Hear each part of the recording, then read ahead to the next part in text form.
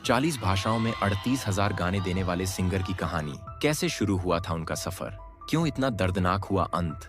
क्या सच में ये 15 बच्चों के पिता थे? कितनी थी उनकी संपत्ति? कितनी थी गाड़ियां?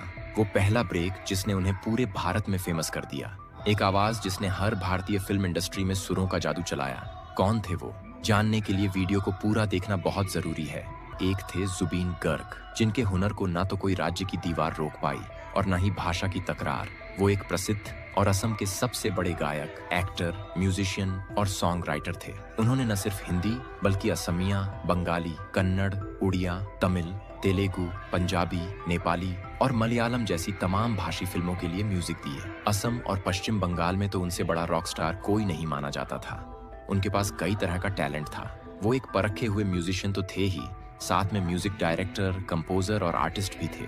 उनकी कला को कभी कोई भाषा रोक ही नहीं पाई। उन्होंने असमिया, बंगाली, हिंदी, नेपाली, तमिल, तेलुगु, कन्नड़, मलयालम, मराठी और यहाँ तक कि अंग्रेजी भाषा में भी गाने गाए। इस तरह से उन्हें करीबन हर इंडस्ट्री के लिए काम कर रहे थे। इसके साथ ही उन्होंने 10 से भी ज्यादा म्यूजिक इंस्ट्रूमेंट जैसे ढोल, मैंडोलिन और इलेक्ट्रॉनिक कीबोर्ड बजाने का हुनर भी सीखा और अपने कई गानों में वो खुद ही इंस्ट्रूमेंट बजाया भी करते थे और मौका मिलने पर फिल्मों में एक्टिंग का तड़का भी लगाते थे। यानी वो एक गीतकार तो थे ही, साथ में एक एक्टर, डायरेक्टर और पोएट भी थे।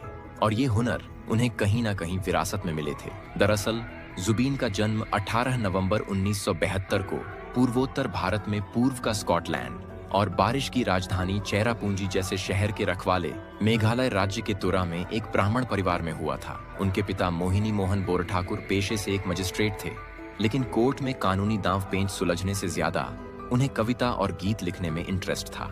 उन्हें जब भी मौका मिलता वो अपनी डायरी खोलते और कविता लिखना शुरू कर देते। धीरे धीरे उन्हें कपिल ठाकुर नाम से गीतकार और कवि के रूप में प्रसिद्धि मिलनी शुरू हो गई।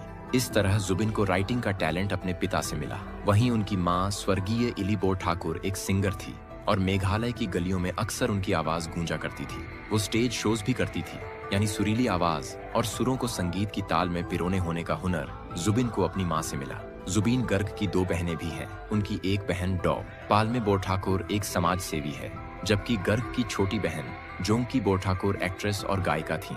जुबिन अपनी छोटी बहन के बहुत करीब थे।